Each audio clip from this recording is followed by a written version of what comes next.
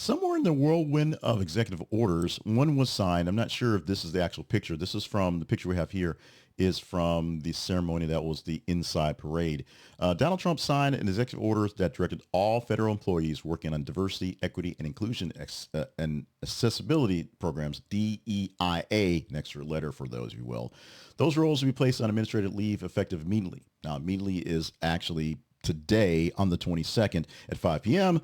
But at the end of the day today, anybody on a DEI program for the federal government is on paid leave. They're on paid leave until they can officially axe the positions off the books. It actually takes a little work to get rid of federal positions. Working in the government, in the military, I had to deal with civilian level people and things like that. Getting people on and off the books is almost an act of Congress. So it takes a little while to actually make those jobs go away. But if you keep paying them, they can stay at home. Everyone else has to come back to work. They can stay at home being paid. The action is part of a broader initiative to dismantle all of those programs for DEIA across federal agencies, period. So the Office of Personnel Management has to work on this thing to actually get rid of the job. So it's going to take a while to make this work out. But as I said, if you pay the people, you're not firing them so they can keep doing whatever, to keep living. They just can't keep working on their initiatives for DEI.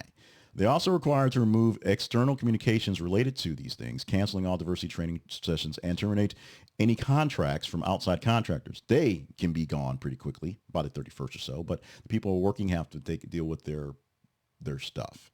It follows President Trump's earlier executive order aimed at eliminating DEIA initiatives within the federal government, which is described as discriminatory and misuse of public funds. Your mileage may vary. The administration has also mandated the return to merit-based hiring practices, particularly within the Department of Transportation and the Federal Aviation Administration, to ensure excellence in safety aviation. Now, critics argue that these measures could undermine efforts to promote workplace diversity and inclusion, which is in the name, potentially affecting employee morale and the government's ability to attract a diverse workforce. Unions and civil rights organizations are expected to challenge these actions, citing the concerns over civil liberties and equal employment opportunities.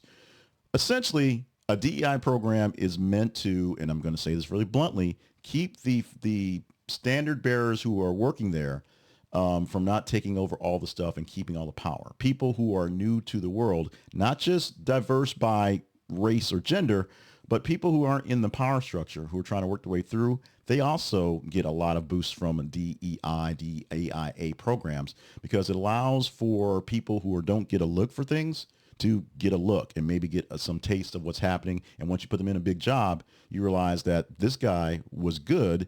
You just didn't get looked at because he was working in the shop for a while, and those folks don't usually get a look to be doing anything. This is something akin to the Rooney Rule, which was made by a owner who decided to make it pretty obvious he was looking for minority talent, black coaches. And so there are rules in the NFL that if you're looking for a coach hire, you got to look at some minority folks before you just hire anybody. You can't just keep hiring Bill Belichick because he's a winning coach and he's the best coach out there. You have to actually also engage with other coaches, younger coaches, coaches outside of the main venue, and coaches who have color, if you will. The DEI, DEIA initiatives are something that Trump has been pushing for a while because they're all the talk about essentially people who are unqualified get the job, so things are worse. When the actuality of it is people who are qualified for the jobs but don't get a real look, get a chance to get a job, and maybe the belief is they're taking that job from someone else, i.e. a white person, which is where you get the diverse discrimination things going back and forth with that one. Is it true? Is it not true? It's a big debate we can have right here. So let's debate it. Do you think DEI is bad for us? Do you think it actually is good for us? Do you think it really is just a red herring, just a nothing burger, and just something to put out there just so we have something to ignore the fact that Trump earned about $1 billion in a day with a meme coin? Maybe that's what's happening here. Comments, comply, email me at theconversationinbox@gmail.com. Let's talk about it.